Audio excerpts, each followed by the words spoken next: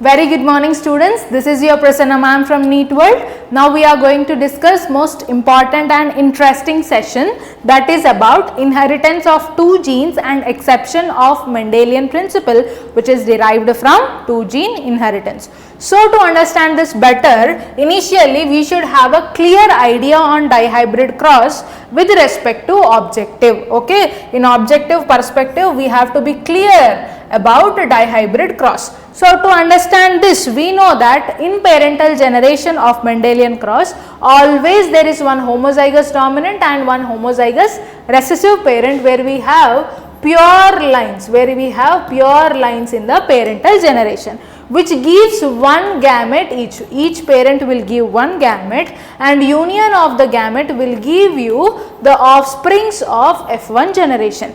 And here in the dihybrid cross, if you look into the F1 generation, the offspring here has two traits. The hybrid offspring here is a hybrid of, two traits. It is a hybrid of what ma? Two traits. And each trait is having two variations. The traits which are taken here are seed shape,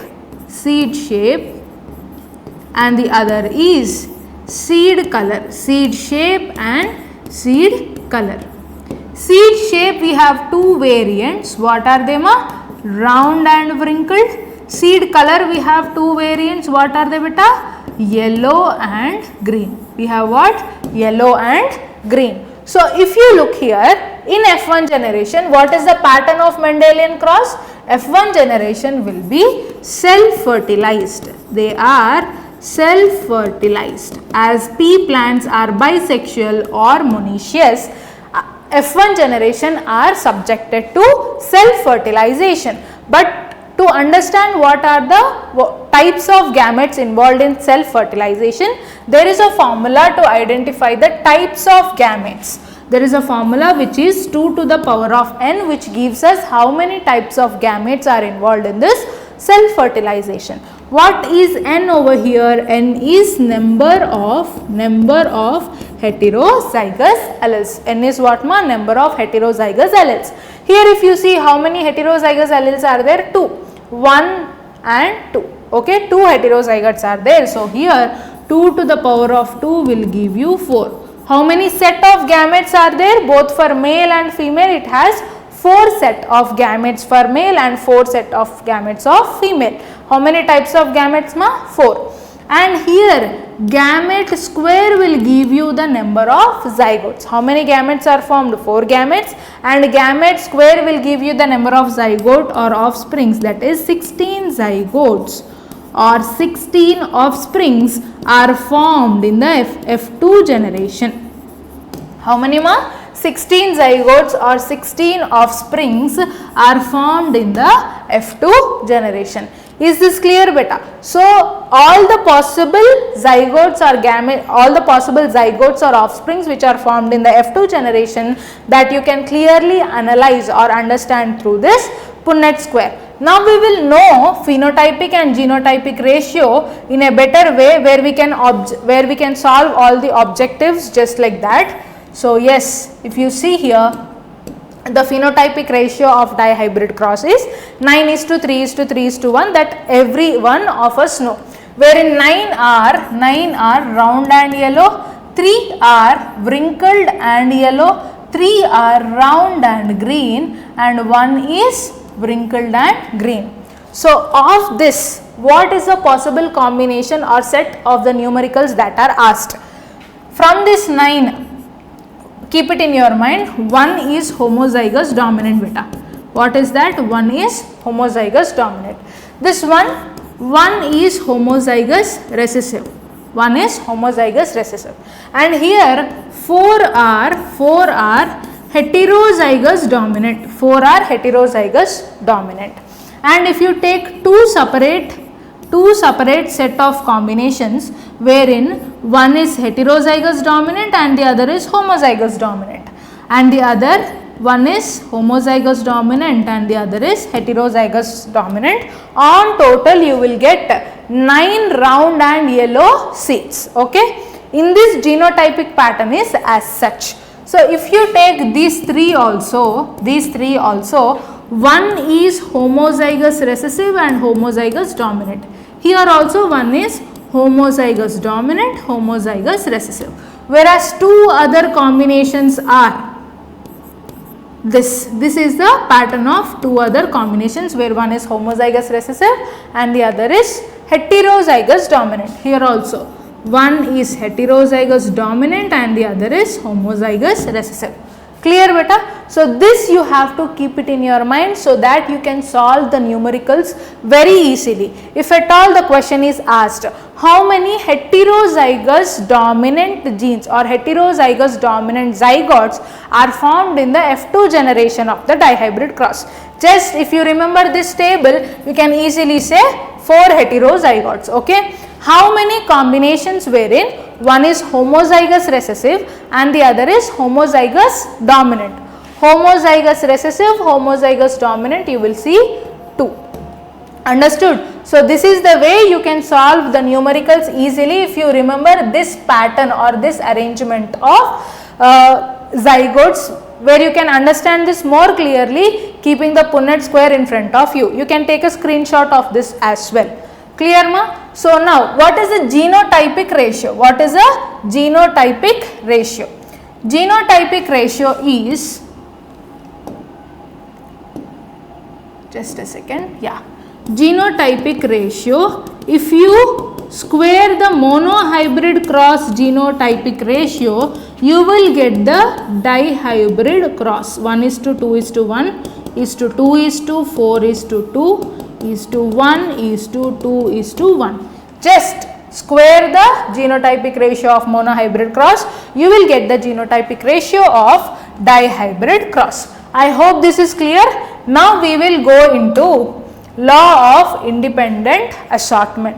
So if you look law of independent assortment, which is derived from the Mendelian dihybrid cross, it says that in a hybrid which has two traits, segregation of one trait is independent of the other trait. Segregation of one trait is independent of the other trait. Where does segregation happen in the cell cycle? Segregation happens in the anaphase 1 of cell cycle in meiosis. So we all know in metaphase 1 we have a bimetaphasic plate. In anaphase the chromosomes will get segregated without centromere splitting. This we all know, right? So yes, in the anaphase 1 what happens beta? Chromosomal segregation happens. How the segregation is happening? The segregation of one trait is independent of the other trait. As such, in a hybrid which has two traits, we are getting 4 combinations. Let's say here we have 2 homologous chromosomes, where one is for seed shape, other is for seed color, When they are crossed, okay, when they undergo recombination during Pachytene, they have exchanged their chromosomes, they have exchanged their traits, right?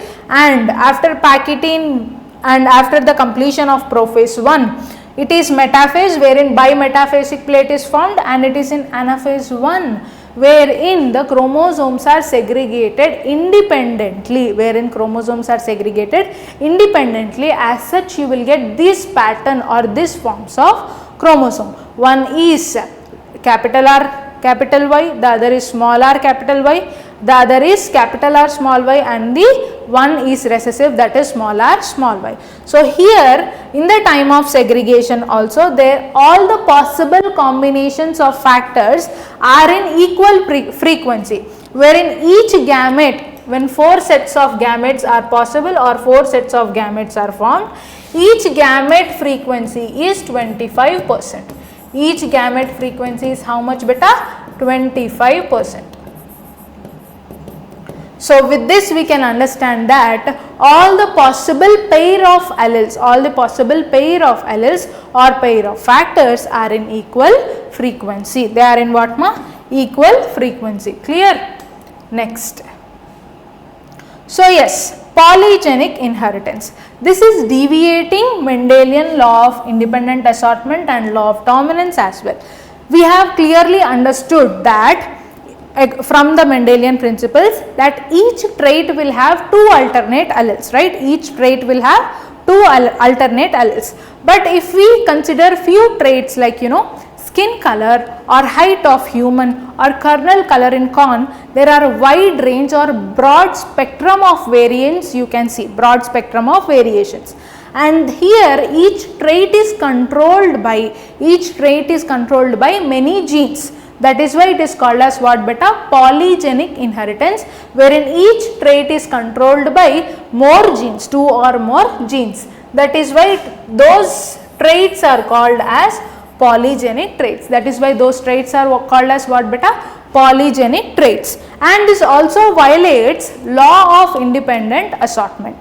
How? Here in law of independent assortment we have learned, right, the segregation of one trait is independent of the other trait.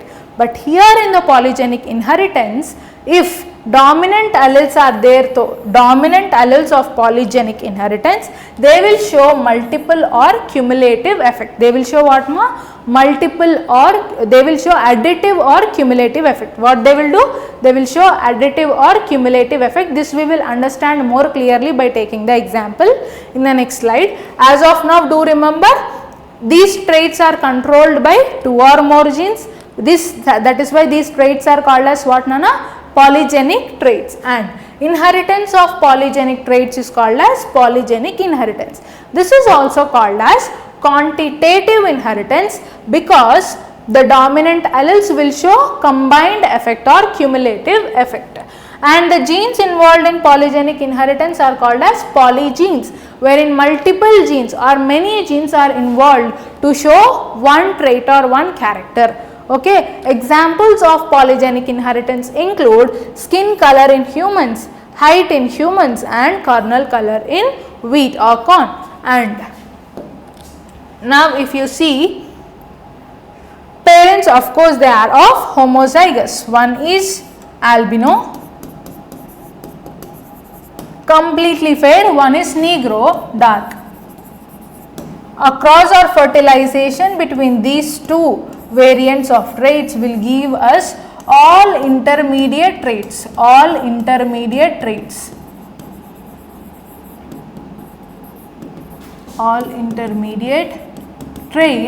that is mulatto.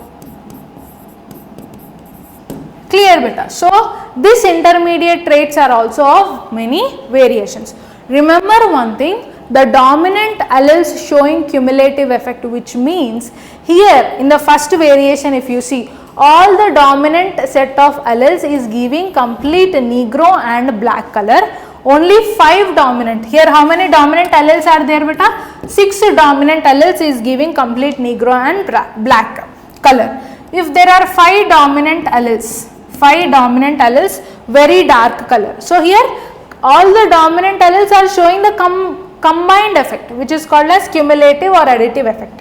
Here if you see again 1, 2, 3, 4,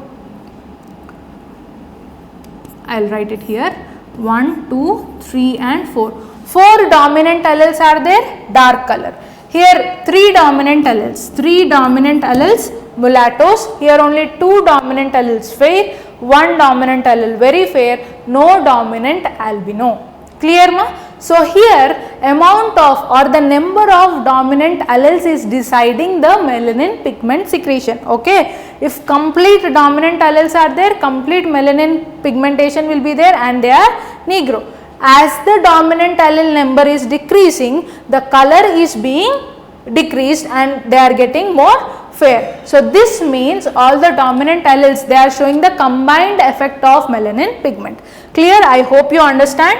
Now the extreme phenotypes which mean dark or albino or black or albino is very rare, but the variations of intermediate alleles are seen more. Variations of intermediate alleles are more frequent in polygenic inheritance. Extreme phenotypes are rare, intermediate phenotypes are more frequent.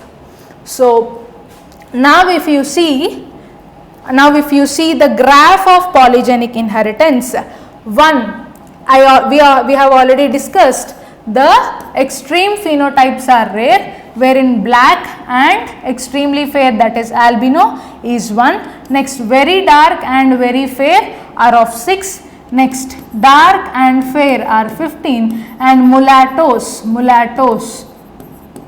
are of 20. So if you clearly see the graph of skin pigmentation and frequency, you can clearly see a bell-shaped curve graph for polygenic inheritance. For what ma? Polygenic inheritance. Clear? Now, to analyze the number of phenotypes that are produced in polygenic inheritance and the number of genotypes produced, for number of phenotypes the formula is 2n plus 1, where n is number of, where n is pair of polygenes, where n is what beta? Pair of polygenes. Keep the notion of n, what is it denoting? Okay, what n is denoting for each formula, you have to fix it in your mind, don't get confused. Here in polygenic inheritance, n is what beta? Pair of polygenes, where for example if we take skin color only, we have 3 pairs of polygenes, right? 3 pairs of polygenes. So 2 into 3 plus 1, we get 7 phenotypes. How many phenotypes we get? 7 phenotypes. We know no? 1, 2, 3, 4, 5, 6, 7. We have 7 set of phenotypes. To analyze the combinations or number of genotypes formed, again 2 to the power of n, where n is the number of pairs of polygenes, 3 to the power of 3, we get 27 set of genotypes. We get 27 genotypes. Clear ma? Now, if we analyze the complete framework of Mendelian principles and deviations of Mendelian principles, from monohybrid cross, Mendel has derived 2 principles. What are the beta? Law of dominance and law of independent assortment. What did he give? Law of dominance and law of segregation. Sorry, from monohybrid cross what is given ma? Law of dominance and law of segregation. From dihybrid cross what law is derived? Law of independent assortment. So which set of phenomena we have discussed? Those are deviating law of dominance. It is deviating law of dominance. Law of segregation is universal. Law of segregation is universal. It is deviating law of dominance. What are they? Incomplete dominance, codominance, multiple allelism and pleiotropy. What are they? Incomplete, codominance, multiple allelism and pleiotropy. What are the examples we have discussed under this? Incomplete dominance, we have discussed the flower color of snapdragon. Flower color of snapdragon. Okay, and codominance we have discussed about ABO blood grouping. Codominance we have discussed about ABO blood grouping. And multiple allelism, again it is ABO blood grouping, wherein this single trait is shown by many alleles, that is IA, IB or IO genes. Clear ma? Now, pleiotropy, wherein one gene is showing multiple effects. One gene is showing multiple effects. Pleiotropy, we have understood this better with the examples of starch synthesis and the disease, that is autosomal recessive disease, phenylketonuria. Clear? And polygenic inheritance, which is violating both law of dominance and law of independent assortment, mostly law of independent assortment. Why it is violating law of independent assortment? In law of independent assortment, each trait is segregating independent of the other trait. But here in polygenic inheritance, dominant alleles are showing cumulative effect or additive effect. That is why this is deviating law of independent assortment. Clear ma? So this is the deviation of this, and these are the deviations of monohybrid cross. You can take a screenshot of this. And now if we look into the ratios properly, from monohybrid cross, what is the phenotypic ratio? What is the phenotypic ratio? 3:1, and genotypic ratio is 1:2:1. Dihybrid cross, if you just square it, you will get 9:3:3:1, that is the ratio of dihybrid cross, and this is the ratio of genotypic ratio of dihybrid cross. Test cross, if the tested organism or the F1 generation tested genotype is, it is a heterozygous. For example, if the tested organism is heterozygous, then it is 1:1 ratio both phenotype and genotype. Incomplete dominance, codominance, again it is the same ratio for genotype and phenotype. Polygenic inheritance, phenotypic ratio we have just discussed, 1:6:15:15:15:6:1. Just now we have discussed, right? And genotypic ratio we don't need, never it is asked, where you will have 7 set of genotypes. So yes, you can take a screenshot of this and fix it in your mind. You may get these questions. They can ask you the questions from the ratios. And finally, this formula is very important, where you need to apply it everywhere. Any numerical given from the principle of inheritance, it is from this formula only. From this formula or from the Punnett square, we have discussed the combinations of all the zygotes, right, of F2 generation. From there or from here it is asked from this chapter. So yes, types of gametes formula 2 to the power of n, number of zygotes or offsprings, gamete square, we have just exercised it, and number of phenotypes and number of genotypes to analyze, 2 to the power of n, again same formula, 3 to the power of n to analyze the number of genotypes. Clear ma? Multiple allelism, if you take, for multiple allelism, number of phenotypes n plus 1 is the formula, number of genotypes n by 2 into n plus 1. Okay, and polygenic inheritance 2n plus 1, here also it is 3n. Here n is number of alleles, n is equal to number of alleles. Okay, here n is equal to number of pair of polygenes. Clear beta? Now with this we have exercised all the formulae, all the ratios and deviations of monohybrid dihybrid cross, and clearly we have understood the principles of Mendelian inheritance. Clear ma? In coming sessions we will have a detailed discussion of chromosomal theory of inheritance, linkage and recombination. Thank you.